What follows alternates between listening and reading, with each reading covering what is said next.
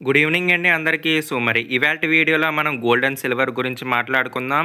అలాగే Monday market మనకి ఎలా ఉంటుంది, అలాగే మనకి నెక్స్ట్ వీక్లో ఎలాంటి సెక్టార్లో ఫోకస్ చేస్తే మనకి లాభాలు వస్తాయో గురించి కూడా మాట్లాడుకుందాం. అలాగే మనకి స్మార్ట్ మనీ ఎలాంటి స్టాక్స్లో కూడా పెడుతున్నారు గురించి డిస్కస్ అయితే చేద్దాం.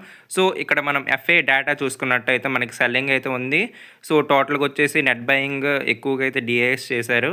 సో ముందుగా మనం మాట్లాడుకున్నట్టయితే యూఎస్ఏ ఇంకా ఇజ్రాయెల్ అనమాట మనకి ఇరాన్ మీద అయితే అటాక్ అయితే చేశారు, టెహ్రాన్ మీద. సో దీని ఇంపాక్ట్ అనమాట మనకి చాలానే మార్కెట్లో అయితే చూసాం. సో గోల్డ్ అండ్ సిల్వర్లో కూడా ర్యాలీ అయితే చూసాము. సో మనకి మార్కెట్ మండే గ్యాప్ డౌన్కి మెయిన్ రీజన్ కూడా ఇదే అనమాట. స్ట్రైక్స్ అయితే చేస్తున్నారు. సో ముందైతే ఒక డీల్కి వచ్చామనేసి అనుకున్నారు, కాకపోతే ఆ డీల్ అయితే జరగలేదు. సో ఇరాన్ ఇంకా యూఎస్ఏ మధ్యన.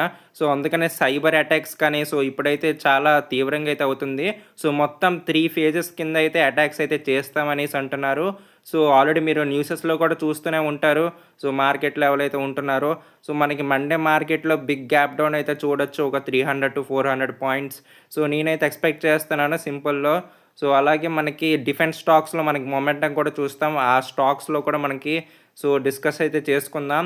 సో ఇదే అనమాట. సో మనకి మండే మార్కెట్ డీటెయిల్డ్ అయితే సో ఇంకా చెప్పొచ్చు, కాకపోతే న్యూస్ ఛానల్స్ వాళ్ళు ఎలాగో అవే చెప్తారు కాబట్టి. సో నాది వచ్చేసి స్టాక్ మార్కెట్ రిలేటెడ్ కదా. సో ఇక్కడ మనం మాట్లాడుకున్నట్టయితే సో లాస్ట్ సెషన్లో కానీ నేను సిల్వర్ ఈటీఎఫ్స్లో అయితే స్మార్ట్ మనీ అబ్జర్వ్ చేస్తూనే ఉన్నాను. సో అలాగే షుగర్ స్టాక్స్లో కూడా స్మార్ట్ మనీ అయితే చూసాము. సో ముఖ్యంగా సిల్వర్ ఈటీఎఫ్స్లో వాల్యూమ్స్ కూడా పెరగడమే జరిగాయి. సో మీరు స్క్రీన్ మీద చూస్తున్నారు కదా. సో అలాగే మనకి పంప్ కూడా చేశారు బాగానే, మనకి క్లోజింగ్ కూడా వచ్చింది. సో $93 దగ్గర. సో మనకి $100 అయితే తొందరలోనే చూస్తాము. సో గోల్డ్ కానీ సిల్వర్ కానీ సో మనకి పెరుగుతాయి నెక్స్ట్ వీక్లో అయితే. ఎందుకంటే వార్ టెన్షన్స్ మనకి నెక్స్ట్ 2 వీక్స్ వరకు అయితే అంత ఈజీగా అయితే తగ్గదు అని నేనైతే అనుకుంటున్నాను. సో ఎందుకంటే టోటల్ 3 ఫేజెస్లో అటాక్స్ అయితే చేస్తారంటున్నారు కాబట్టి సో మనకి ఇంపాక్ట్ అయితే ఉంటుంది. సో మార్కెట్ డౌన్ఫాల్ అయితే చూస్తాం. సో గోల్డ్ అండ్ సిల్వర్లో ర్యాలీ కూడా చూస్తాం. సో ఎవరైనా ఇన్వెస్ట్ చేయాలనుకుంటే సో ఇన్వెస్ట్ అయితే చేసుకోవచ్చు. సో స్టాప్ లాస్ కూడా పెట్టుకుంటే మరి అది మీ రిస్క్ బట్టి అయితే. సో నేను ఆల్రెడీ ఒకసారి $230 దగ్గర అయితే సిల్వర్ ఈటీఎఫ్స్ బై చేయడానికి రికమెండ్ చేశాను.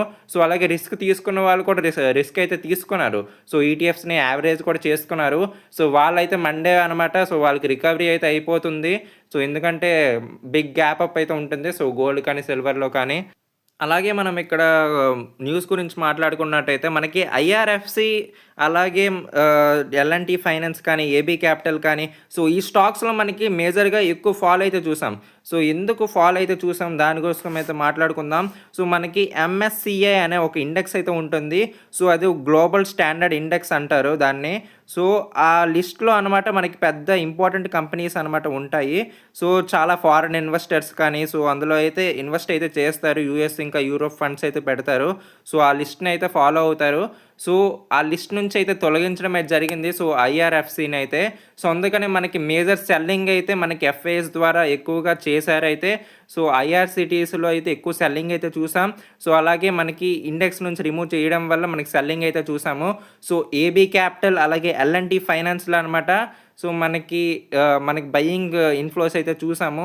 సో మనకి బయింగ్ లాస్ట్ 30 మినిట్స్లో అయితే ఎక్కువ, అందుకని ఈ స్టాక్స్లోనే కనబడ్డాయి. సో అందుకని ఈ డేటా అనమాట మనకి ఇంపాక్ట్ అయితే ఉంటుంది. సో ఎఫ్ఏ డేటా యాక్టివిటీలో. సో అందుకని మనకి ఎక్కువగా థౌజండ్స్లో మనకి క్రోర్స్ అయితే మనకి బయింగ్ అయితే చూసాం, అలాగే సెల్లింగ్ కూడా. సో ఈ 3 స్టాక్స్లో అనమాట ముఖ్యంగా ఎక్కువ ఎక్స్చేంజ్ అయితే అయ్యింది. సో మళ్ళీ మనకి మండే క్లారిటీ అయితే ఉంటుంది. అందుకని మనకి మేజర్గా ఎక్కువ ఫాల్ అయితే జరిగింది. సో మనకి ఇన్సైటర్స్కి అనమాట ముందుగానే న్యూస్ అయితే తెలుస్తాయి. సో నేనైతే బయింగ్ వాల్యూమ్స్ బట్టి నేనైతే అబ్జర్వ్ అయితే చేస్తాను. సో నా ఎక్స్పీరియన్స్ తోటి అయితే చెప్తున్నాను. సో ఈ 3 స్టాక్స్లో అయితే మనకి ఐదర్ సెల్లింగ్ కానీ మంచి ప్రెజర్ అయితే చూస్తాం. సో జాగ్రత్త. సో ఆ 3 స్టాక్స్ రిలేటెడ్గా ఎవరైనా హోల్డ్ చేస్తున్నట్టయితే సో కేర్ఫుల్గా అయితే ఉండండి. సో ఐఓసీలో చూసుకున్నట్టయితే మనకి $187 దగ్గర స్మార్ట్ మనీ అబ్జర్వ్ చేశాను. సో ఒక 3:15 PMకి. సో వార్స్ ఎప్పుడైనా జరిగితే మనకి అఫ్కోర్స్ ఆయిల్ ప్రైసెస్ పెరుగుతాయి. అలాగే మనకి ఐఓసీఎల్లో కూడా అప్సైడ్ అయితే ఉంటుంది. సో ఆల్రెడీ నా 2 వీడియోస్ బ్యాక్ అనుకుంటా సో అప్డేట్ కూడా చేశాను ఒక వీడియోలో. సో ఐఓసీఎల్ మనకి బై అయితే చెయ్యండి అనేసి. సో ఎవరైనా బై చేసుంటే సో మంచిదని.